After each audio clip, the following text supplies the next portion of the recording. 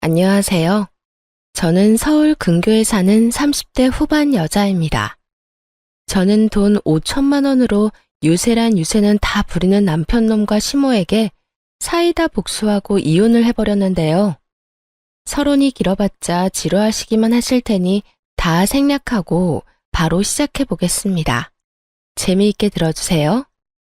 남편과 저는 회사 생활을 하며 만난 커플이었어요. 같은 회사는 아니었고 같은 건물 안에서 일을 하고 있었는데 어느 날 남편이 커피를 자꾸 주더라고요. 일주일 동안 맛있게 드시라며 커피만 주던 남편은 일주일이 지나던 날 저에게 연락처를 물어왔고 전 남편이 꽤 마음에 들었던 터라 연락처를 알려주게 되었죠. 그렇게 밖에서 밥도 먹고 차도 마시는 등 데이트를 하다 연인 사이가 되었고 적당하게 연애를 하다 결혼까지 하게 되었습니다. 그저 행복하기만 했던 결혼 생활은 생각보다 짧았고 다른 환경에서 너무나도 다르게 살아왔던 저희는 다툼이 잦아졌어요.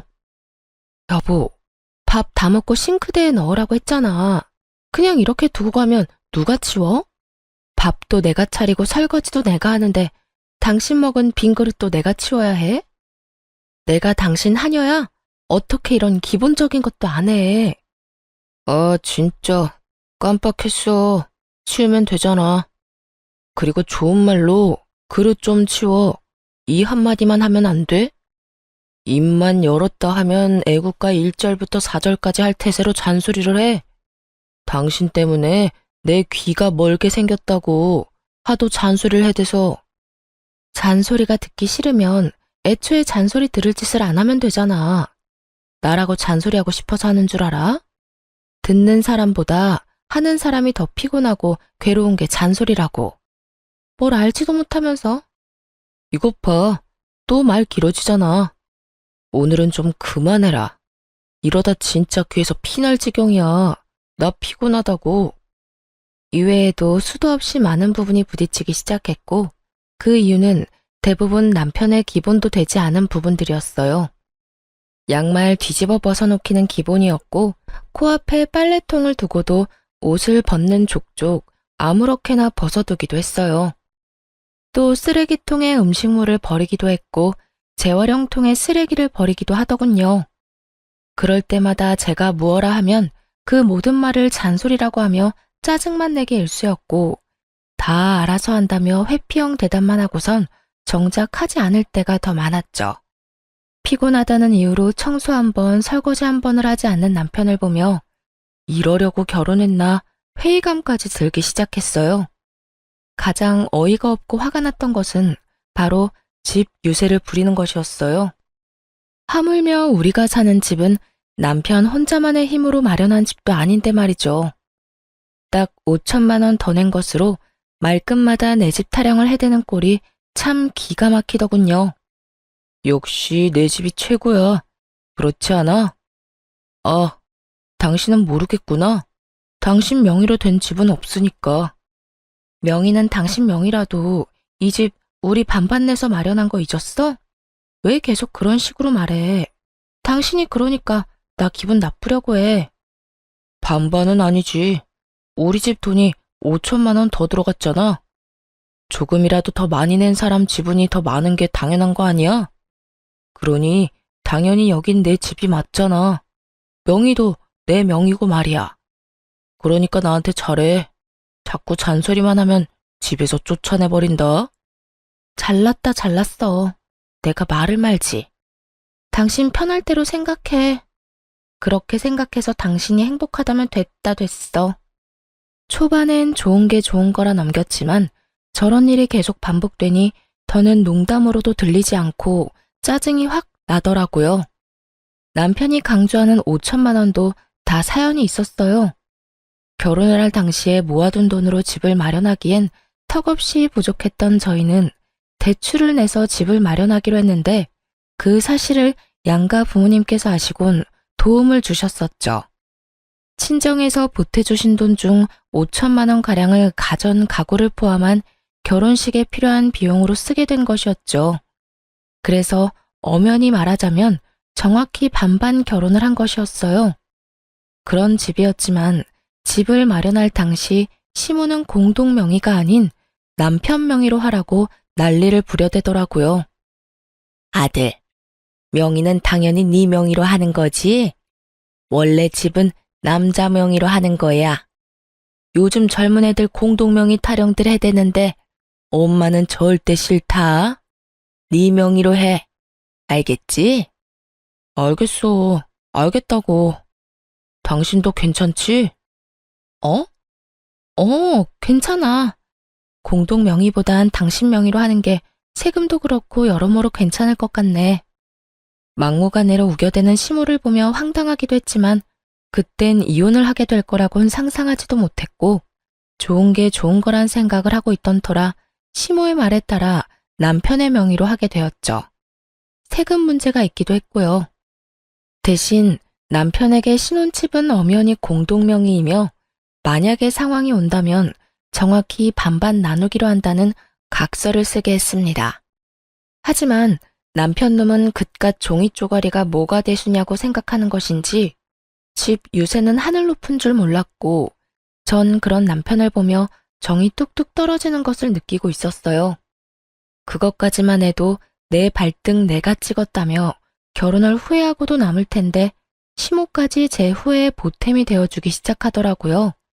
시모는 우리 집을 제 집이라고 생각하는 것인지 틈만 나면 들락날락하며 사람을 괴롭히기 시작했어요. 그날도 시모는 연락 한 통 없이 집으로 들이닥쳤고 당연하다는 듯 저를 부려먹기 시작하더라고요. 어머님, 연락도 없이 무슨 일이세요? 저희가 집에 없으면 어쩌시려고요? 주말인데 너희가 어딜 가겠어? 그리고 우리 아들한텐 연락했는데 못 들었니? 네, 별말 안 했는데 들어오세요. 그런데 정말 무슨 일이세요? 무슨 일 있어요? 내 아들 집 오는데 무슨 이유가 필요하니? 우리 아들은 뭐 하니? 아, 지금 낮잠 자고 있어요. 피곤한가 봐요. 앉아 계세요. 지금 깨워볼게요. 아니야. 그냥 둬라. 피곤하면 좀 자야지. 그런데 너희 밥은 먹었니? 나는 오늘 하루 종일 뭘 제대로 못 먹었더니 배고픈데. 아, 시장하세요. 지금 바로 차려드릴게요. 그래, 그러면 간단히 쌈밥 좀 해먹자꾸나. 오리고기도 좀 굽고 양배추도 좀 찍어라. 집에 기본적인 쌈은 있지? 시모는 간단이라는 단어의 뜻을 모르는 것이 분명했어요. 물론 시모에게 차려주는 밥상이니 찌개찜은 다시 끓일 생각이었지만 나머진 냉장고에 있는 반찬을 내놓으려 했거든요. 갑작스럽게 집으로 들이닥친 사람이니 그 정도는 이해하겠지 했는데 시모는 간단히 집에 있지도 않은 재료들을 찾고 있더라고요. 어머님, 오리고기는 없고 삼겹살은 있어요. 쌈도 상추 깻잎은 있는데 양배추는 없고요. 너 회사 생활한다고 살림을 아무렇게나 살고 있는 거 아니니? 어떻게 가정집에 그 기본적인 것도 없니? 언제부터 그런 것들이 가정집에서 기본적으로 갖춰야 할 재료들이 된 것인지 알 수가 없더라고요. 그쯤 되니 시모는 그저 저에게 트집을 잡고 싶어 하는 것이 분명해 보였고 최대한 좋게 대하고 싶었던 제 마음이 깨끗이 사라지며 저 역시 지지 않고 시모 말에 대답했어요. 네, 저희 집엔 그런 찬들이 기본은 아니라서요. 그리고 어머님도 아시다시피 냉장고에 이것저것 쌓아두면 뭐 하나요? 신선도만 떨어지고 아차 하는 순간 상해서 버리기밖에 더 하겠어요? 일단 오늘은 그냥 드시고 다음에 연락하시고 오시면 오리고기 준비해 드릴게요. 아, 양배추도요. 그래, 너 잘났다. 잘난 며느리 잘 둬서 밥 한 끼 얻어먹는 게 이리도 눈치가 보이는구나. 그리고 너 아까부터 연락 타령을 해대는데 이 집 엄연히 내 집이기도 하지 않니? 이 집에 들어간 내 돈이 얼만데 아까부터 연락 타령인 거야. 넌 네 집에 갈 때 연락하고 가니? 남편이 누굴 닮아 그 모양인가 싶었더니 시모가 남편과 똑같은 말을 하더라고요. 저는 이번에야말로 확실히 집어줘야겠다는 생각을 했고 시모를 똑바로 바라보며 이렇게 말했어요. 어머님, 이 집이 왜 어머님 집이에요? 엄연히 저희 부부 집이죠. 어머님 돈만 들어간 거 아니고 저희 부모님 돈도 그 못지않게 들어갔어요. 어머님 말씀대로라면 저희 부모님도 이 집에 막 오셔도 되겠네요? 제 말에 시모는 펄쩍 뛰며 이렇게 말하더라고요. 그건 아니지. 이 집 살 때 우리가 5천 더 보탠 거 잊었어? 그러니까 이 집에 대한 권리는 우리한테 더 있다고.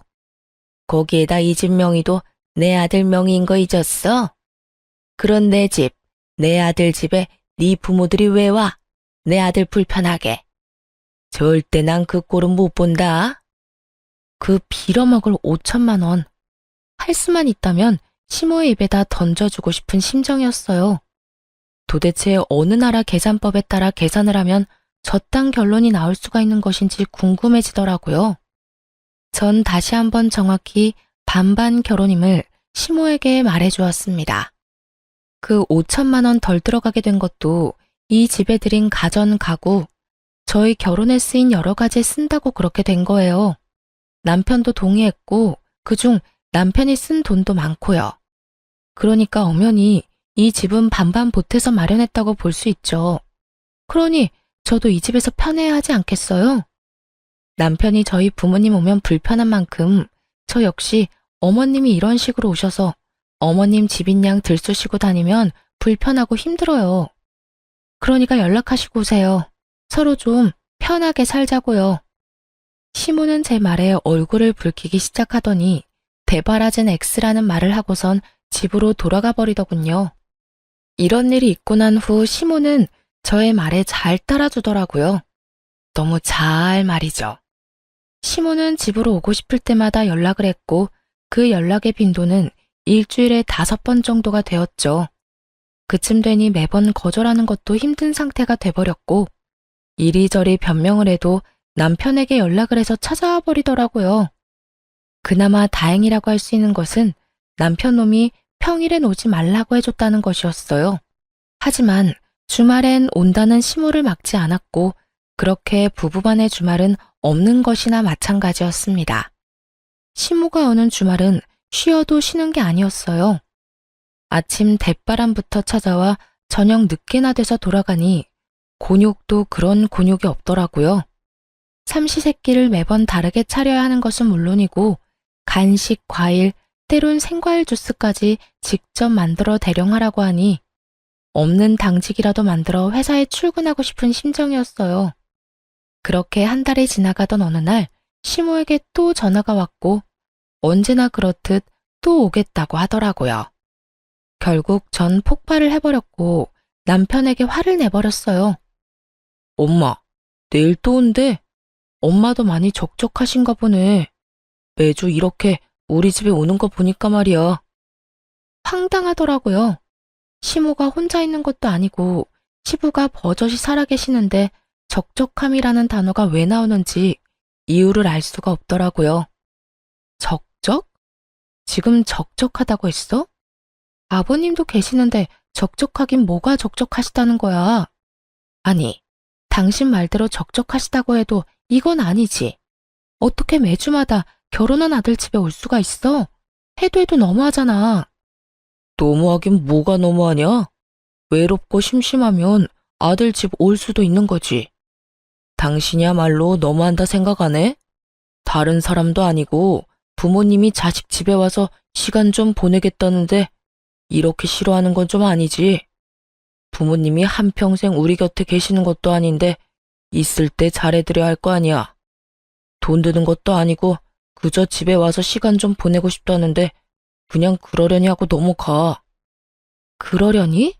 당신 같으면 그러려니가 되겠어? 나 지난 한 달 동안 주말에 단 하루도 못 쉬었어. 하루가 뭐야? 깨어있는 시간 내내 제대로 쉬지도 못했다고. 당신만 회사 다니니? 나도 회사 다녀. 나도 일하는 사람이라고. 나도 주말에 쉬어야 하는데 어머님 때문에 제대로 쉬지를 못하고 있다고. 그런데 그러려니? 말이면 다인 줄 알아? 좀. 적당히 좀 해, 적당히. 무슨 여자가 입만 뗐다 하면 말이 길어져? 적당히 할 줄을 몰라? 내가 일해서 엄마 온다고 할 때마다 그냥 오라고 하는 거야. 엄마라도 와야 당신이 조용하니까. 그제야 남편 놈이 죽어라 시모를 집에 오게 한 이유를 알겠더라고요. 아니, 잔소리를 하고 싶어서 하는 사람이 세상 천지 어디에 있나요? 다들 알다시피 잔소리를 듣는 사람도 피곤하겠지만 잔소리를 하는 사람도 그 못지않게 피곤하고 감정이 상하는데 남편은 전혀 그런 생각은 하지도 않고 그저 제 잘못으로 몰아가고 있더라고요. 뭐? 당신 지금 그걸 말이라고 해? 내가 틀린 말 했어. 당신 잔소리 심하게 하잖아. 그러니까 우리 엄마 오는 게 싫으면 잔소리 좀 하지 마. 그러면 우리 엄마 보고 오지 말라고 할 테니까. 남편은 도리어 저에게 화를 내며 저만 이상한 사람으로 몰아갔고 저는 이런 순간마다 이혼이라는 단어가 절로 떠오르게 되었어요. 하지만 그때마다 이런 걸로 이혼까지 해야 하나 하는 생각이 들기도 했고 바보 같은 미련 때문에 이혼을 쉽사리 결정할 수도 없었어요. 그렇게 피곤한 일상을 보내던 어느 날 친정 부모님께서 연락이 왔더라고요. 딸, 어디야? 집이야? 엄마, 나 집인데 왜? 오려고? 아빠랑 볼일 보러 나왔는데 마침 근처라서 잠시 들려도 될까 해서 전화했지. 너희한테 줄 것도 있고 해서 말이야. 혹시 피곤하니? 아니, 피곤하기는. 얼른 와요. 기다리고 있을게. 집으로 오신 부모님은 양손 가득 먹거리와 함께 영양제 등 몸에 좋은 것들을 사가지고 오셨고 전 이런 부모님을 그냥 보내기가 싫어 식사를 하고 가시라고 했어요. 부모님도 저희 집에 처음 오셨던 터라 구경도 할 겸 시간을 보내다 가겠다 하시더라고요. 저는 부모님과 대화를 나누는 와중에도 온 신경이 안방에 가 있었어요. 왜냐하면 부모님이 오셨단 걸 뻔히 아는 남편놈이 인사는커녕 안방에서 나오지도 않고 있었기 때문이었죠. 도대체 이게 무슨 경우인가 싶더라고요. 이건 정말 선을 넘는 행동이잖아요. 그래서 전 부모님의 눈치를 살피다 안방으로 들어가게 되었고 방에서 침대에 누워 휴대전화를 보며 낄낄거리는 남편을 보는 순간 화가 머리끝까지 치솟았어요. 당신 지금 뭐해? 우리 아빠 엄마 오는 소리 못 들었어? 들었어. 태연해도 너무 태연한 목소리였어요. 남편은 굳이 길게 말하지 않았지만 그래서 어쩌라고 라는 뒷말이 들리는 듯 하더군요. 전 밖으로 목소리가 새어나가지 않도록 조용히 남편에게 말했어요. 들었으면 나와서 인사는 해야 할 거 아니야? 그 정도는 예의 아니야? 이젠 내가 인사하는 것까지 알려줘야 해? 나 피곤하단 말이야. 그냥 나 잔다고 그래. 깊게 잠들어서 못 깨운다고 하면 되잖아. 정 안 되겠으면 그냥 나 없다고 그래. 내가 아예 안 나갈 테니까. 당신 지금 그걸 말이라고 해? 아무리 피곤해도 우리 아빠 엄마가 왔는데 인사도 안 할 수가 있어. 불편한 걸 어떻게 해? 나 불편한 거 싫단 말이야. 주말엔 마음 편히 쉬어야 평일에 또 열심히 일할 거 아니야. 근데 오셨으면 주실 것만 주시고 가면 되지. 식사는 또 왜 하고 가신다는 거야? 아니, 애초에 주말에 찾아오신 거부터 좀 아니지. 너 진짜 말 다 했어? 네 엄마가 주말마다 찾아와서 삼시세끼 다 먹고 가는 건 되고 우리 부모님은 아예 와서도 안 된다는 이 말이니? 딸이랑 아들이랑 같아? 딸은 시집가서 출가 외인 아니냐. 여전히 침대와 한몸이 되어 입만 살아 움직이는 남편을 보는데 머리털을 다 뽑아주고 싶었어요. 이기적인 논리로 개소리를 하는 남편에게 하고 싶은 말은 많았지만 이야기가 더 길어지면 밖에 계신 부모님이 눈치를 채실 것 같더라고요. 그래서 전 남편을 두고 방에서 나왔고 부모님께는 남편이 피곤하다며 대충 얼버무렸습니다. 아, 남편이 많이 피곤한가 봐. 요즘 회사 일이 바빠서 오늘 아침까지 집에서 일하다가 좀 전에 잠들었거든. 그래서 그런지 깨워도 못 일어나네. 그냥 자게 두고 우리끼리 맛있는 거 먹자. 나중에 일어나면 전화하라고 할게.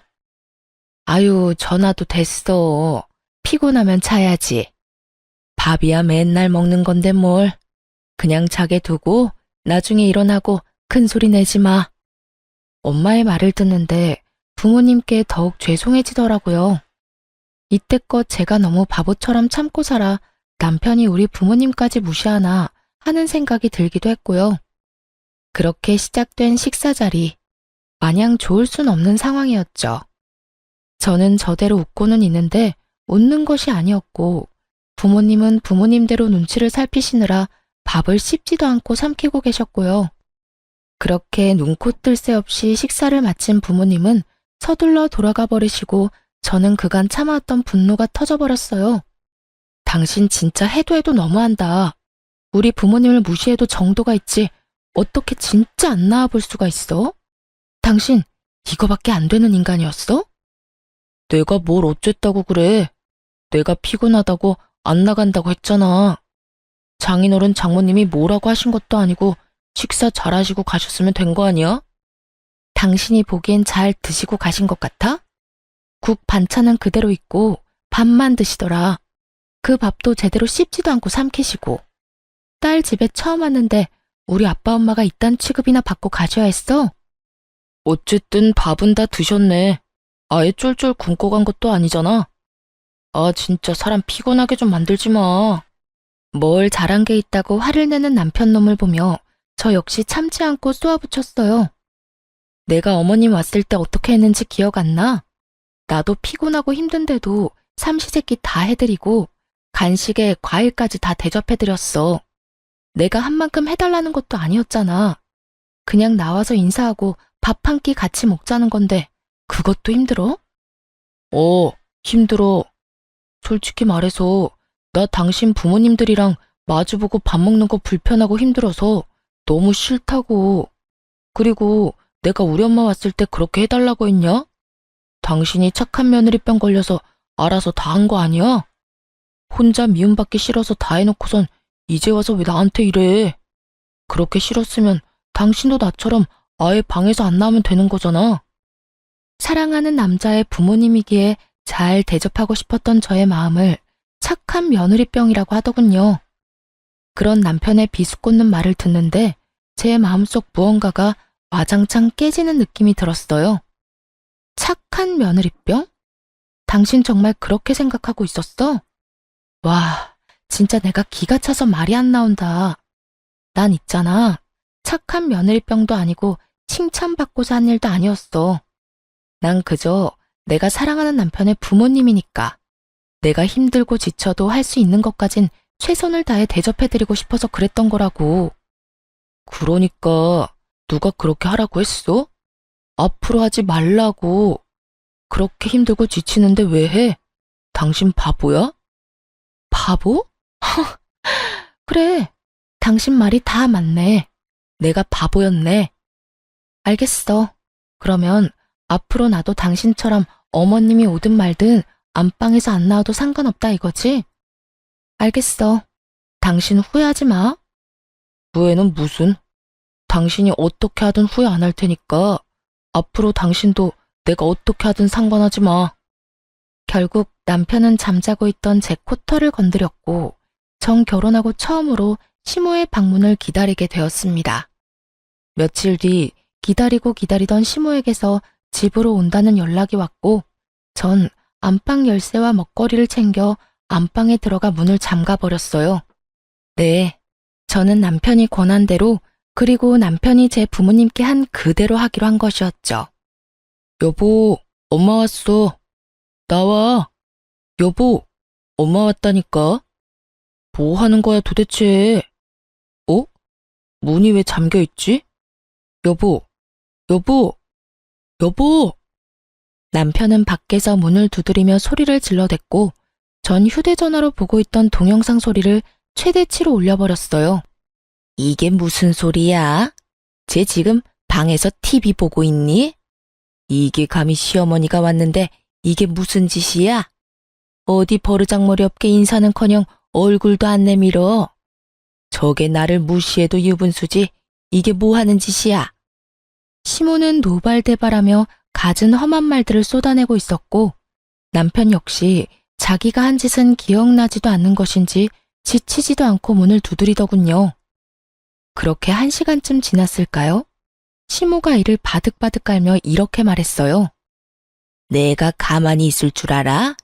두고 봐 너. 시모가 돌아가는 소리가 들리고 문을 열고 거실로 나갔더니 남편놈이 씩씩거리며 저를 쏘아보더라고요. 당신 미쳤어? 이게 뭐 한 짓이야? 뭐 하는 짓이긴 다 당신한테 배우고 당신이 시킨 대로 하는 짓이지. 뭐? 당신이 그랬잖아. 다음에 어머님 오시면 나한테도 안방에서 나오지 말라며. 당신 시킨 대로 한 것뿐인데 왜 화를 내?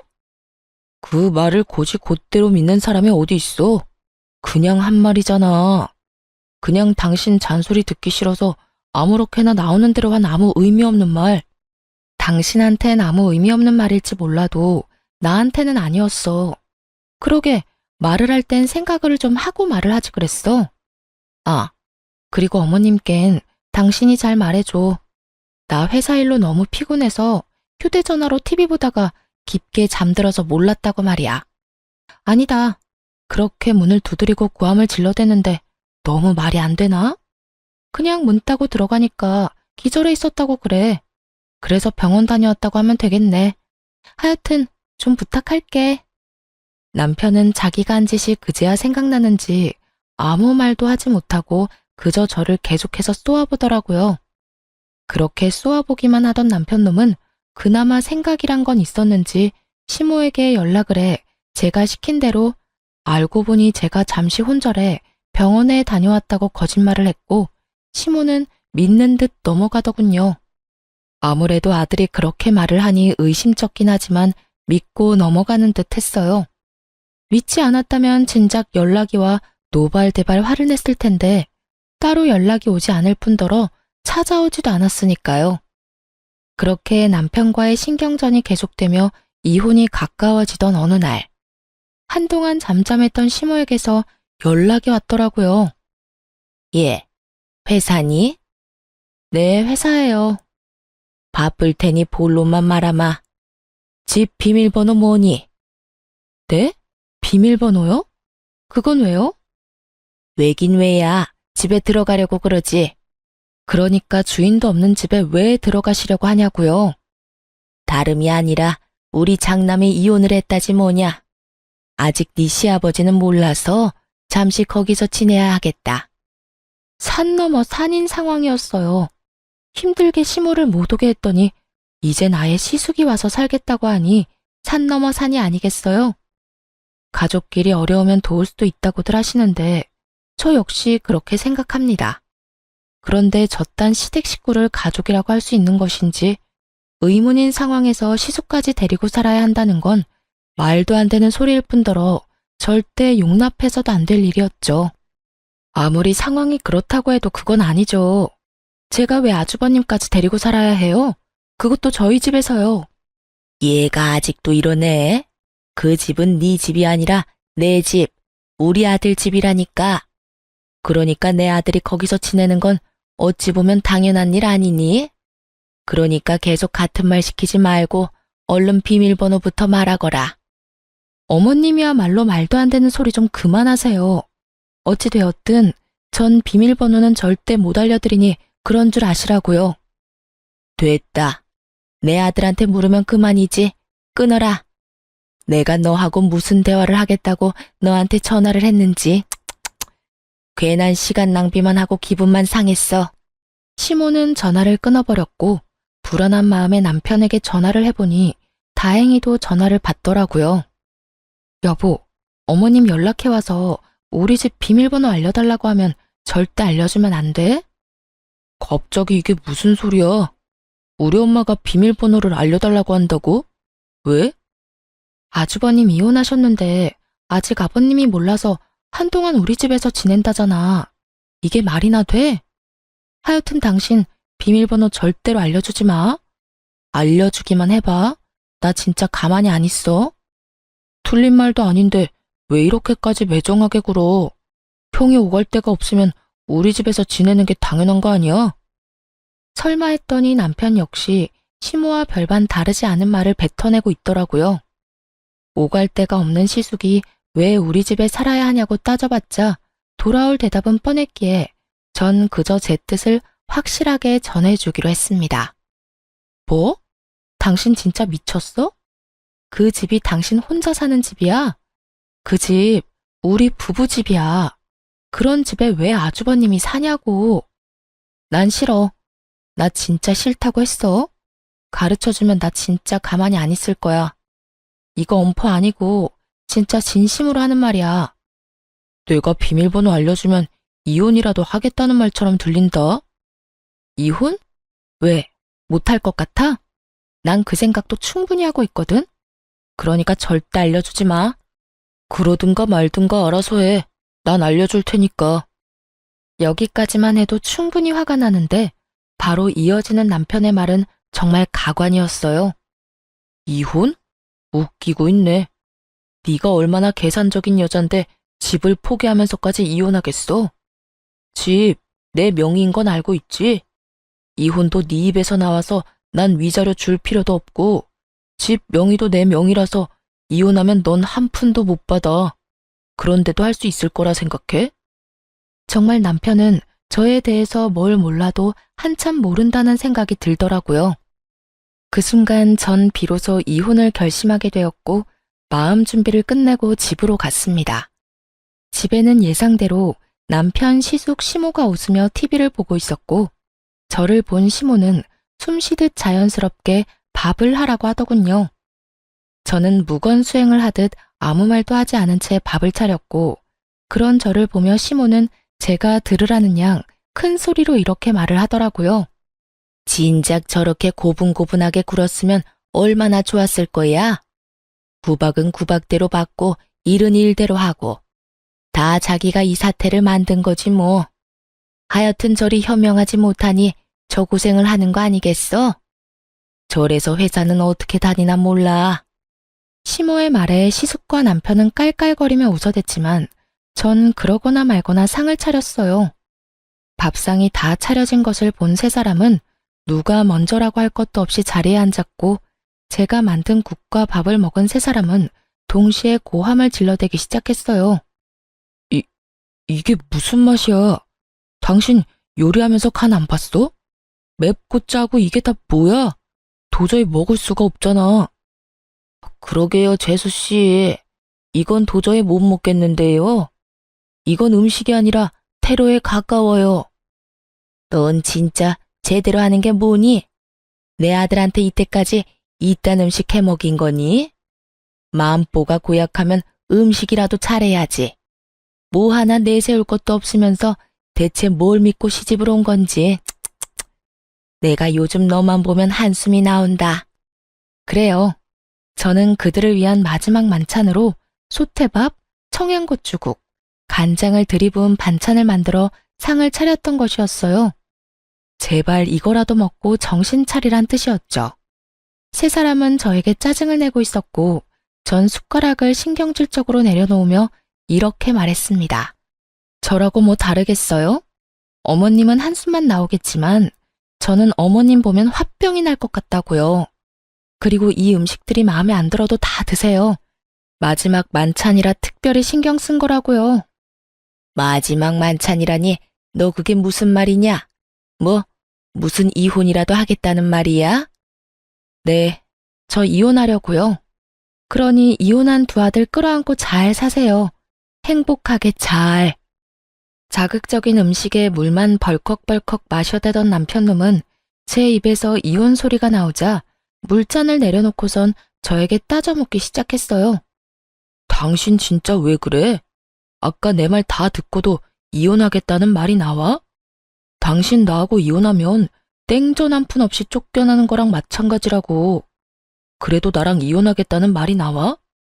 그건 네 생각이고 설사 한 푼 못 받는다 해도 난 너랑 이혼할 거야. 더는 너 같은 인간이랑 살고 싶지도 않아. 뭐? 너 같은 인간? 당신 진짜 말 가려가면서 못해? 여기 우리 엄마도 계신 거 몰라? 그렇게 어른 공경할 줄 아는 놈이 우리 부모님 왔을 땐 그따위로 행동했어? 말 가릴 줄 아는 놈이 나한테는 그따위로 말했냐고. 다 네가 하는 대로 돌려받는 줄 알아. 남편은 지은 죄가 있으니 입을 닫아버렸고 시모는 남편이 저에게 밀린다 싶으니 나서기 시작했어요. 아들, 됐다. 그냥 이참에 이혼해버려. 들었지? 당신 엄마도 이혼하라고 하잖아. 그러니까 구질구질하게 굴지 말고 이혼 좀 하자. 너 지금 구질구질이라고 했니? 아무리 본데 없이 컸다 해도 그렇지 어른 앞에 두고 어떻게 그딴 말을 짓거릴 수 있는 거야? 제가 본데 없이 컸으면 어머님은 아들을 얼마나 엉망으로 키웠길래 둘 다 저 모양 저 꼴이에요? 남의 집 귀한 자식 욕하기 전에 어머님 자식 교육이나 똑바로 시키세요. 이혼할 마당에 겁날 것이 없었던 저는 하고 싶은 말을 그냥 다 해버렸고 시모는 이런 저를 보며 화를 내려나 싶더니 이내 입을 다물곤 남편에게 이렇게 말하더군요. 얘 말하는 거 다 들었지 아들? 그냥 이혼해버려. 그렇지 않아도 저딴 며느리 갈아치우고 싶었는데 잘 됐어. 집도 네 명이겠다. 너한텐 이혼이 여러모로 이득이니 그냥 해버리고 좋은 여자 찾아서 재혼이나 하거라. 집 있겠다, 능력 있겠다. 우리 아들 처녀한테 장가갈 수 있을 것이야. 시모의 말에 남편 역시 그렇게 하는 게 좋겠다며 저에게 이혼을 하자고 했고 시숙은 동생이 이혼을 하든 말든 그저 쭉 살 곳이 생겼다며 기뻐하더라고요. 그래, 하자. 누가 이혼하자면 못할 줄 알아? 나도 당신 같은 여자한테 미련 없다 이거야. 불쌍해서 데리고 살아줬더니 고마운 줄도 모르고 당장 이혼해, 당장. 그러면 나 이 집에서 쭉 살아도 되는 거야, 엄마? 아싸, 그렇지 않아도 어디 가서 살아야 하나 걱정이었는데. 그래, 우리 장남. 앞으로 그냥 여기서 살면 돼. 여기 네 동생 명의로 된 네 동생 집이야. 이혼해도 명의가 네 동생 거라 아무 상관없어. 그러니까 여기서 새 출발해. 이렇듯 파렴치하게도 기뻐하는 새 인간에게 그들에겐 잔인하지만 저에게는 즐거운 진실을 알려주고 싶었지만 우선 즐기게 두기로 했습니다. 일단 그들은 세 사람인 반면에 저는 혼자이기도 했고 희망과 꿈이 클수록 절망도 클 것이라 생각했기 때문이죠. 저는 짐을 싸 친정으로 갔고 친정에서 이혼을 진행하게 되었어요. 빨리 이혼하고 싶어 이혼 노래를 부르던 남편 놈과 시댁 것들은 이혼이 진행되면 될수록 얼굴이 사색이 되어가더군요.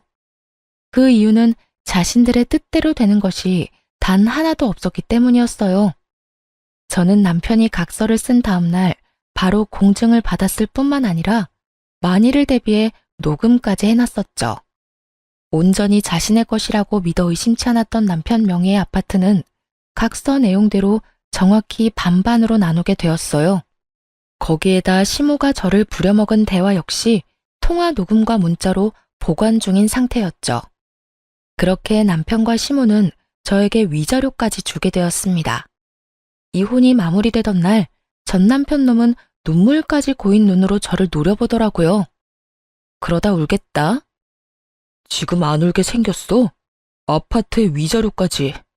생각지도 못한 돈이 너한테 다 들어가게 생겼는데. 생각지도 못했다는 사실이 난 놀랍다 놀라워. 내가 보탠 돈이 있는데 그깟 명의 하나 때문에 다 네 몫이 될 거라 생각했어? 착각도 그 정도면 병이고 욕심이 과하면 탈이 나는 법이야. 그러니까 앞으론 그딴 심보 버리고 착하게 좀 살아라. 전 남편은 끝까지 저를 노려봤고 전 콧노래를 부르며 이혼을 할 수 있었습니다. 저의 복수는 이것이 끝이 아니었어요. 오히려 이제부터가 시작이었죠. 전 이혼을 진행하며 전 시부에게 전화를 걸어 전 시숙을 이혼 사실과 함께 전 남편과 이혼하게 된다는 사실 역시 알리며 이혼 사유에 대해 낱낱이 밝혀버렸어요. 시부는 머리 끝까지 화가 나 집을 살 때 보태주셨던 모든 돈과 지원을 끊어버림과 동시에 세 사람을 집에서 쫓아내버리고 전 시모와 이혼을 진행 중이라고 하더군요.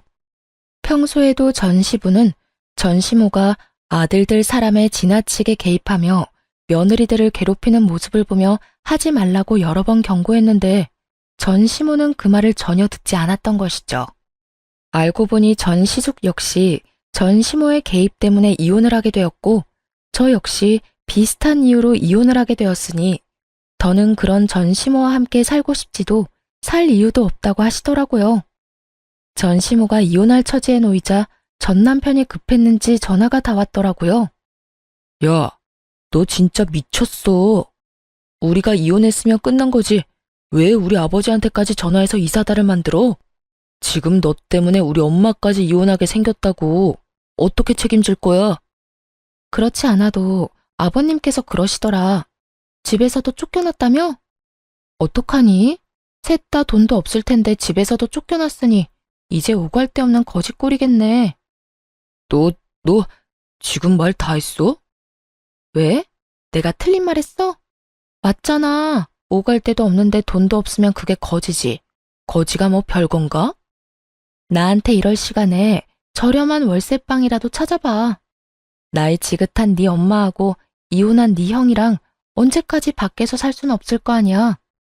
이게 다 누구 때문인데 네가 감히 그딴 말을 해. 네가 우리 아버지한테 다 이르지만 않았어도 우리 신세가 이렇게까지 처량해질 일도 없었거든. 야, 입은 삐뚤어졌어도 말은 좀 바로 하자. 일이 이렇게 된 건 너랑 네 엄마 때문이야. 네 형도 한몫하기도 했고. 잘못은 너랑 네 가족이 다 해놓고 왜 애먼 사람 잡고 난리야? 하긴 지금까지 이 모양 이 꼴이니 아버님이 자식까지 다 내쫓아버렸겠지. 안 봐도 뻔하다. 야, 난 더는 너 같은 인간이랑 말씨름하고 싶지도 않거든? 그러니까 전화 끊어. 차단할 거니까 다신 연락도 하지 말고. 오고 가다 마주쳐도 아는 척도 하지 말자 제발. 저는 전화를 끊고 차단을 해버렸습니다. 그 후 전 남편과 전 시모, 전 시숙은 단칸방을 얻어 들어갔다고 하더라고요. 이혼한 전 시모와 이혼한 아들 둘이 한 집에서 오손도손 잘 살아가는 꼴이 참 볼만하다 싶었네요. 이혼을 하고 난 후 친한 회사 동료들은 저에게 이혼 사유를 물어왔고 전 숨기지 않고 모든 사실을 말해주었어요. 제가 잘못한 것도 아니었기에 굳이 숨기고 싶지도 않더라고요.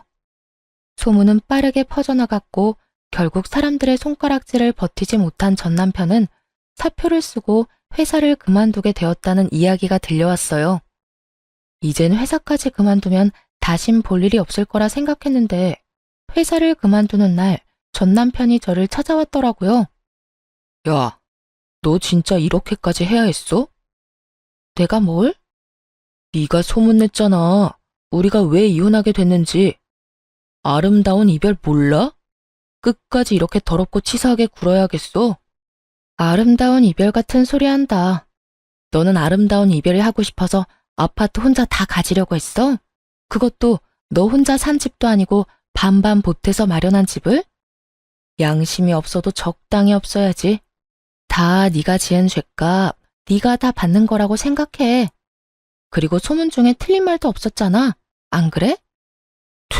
틀린 말은 없었어도 그렇게까지 다 말할 필요는 없었잖아. 그냥 성격 차이라고 해줄 순 없었어? 그래도 우리가 살았던 정이 있는 건데 이렇게까지 나를 끝까지 몰고 가야만 했었냐고. 난 그저 묻길래 있는 사실 그대로 말해준 것뿐이야.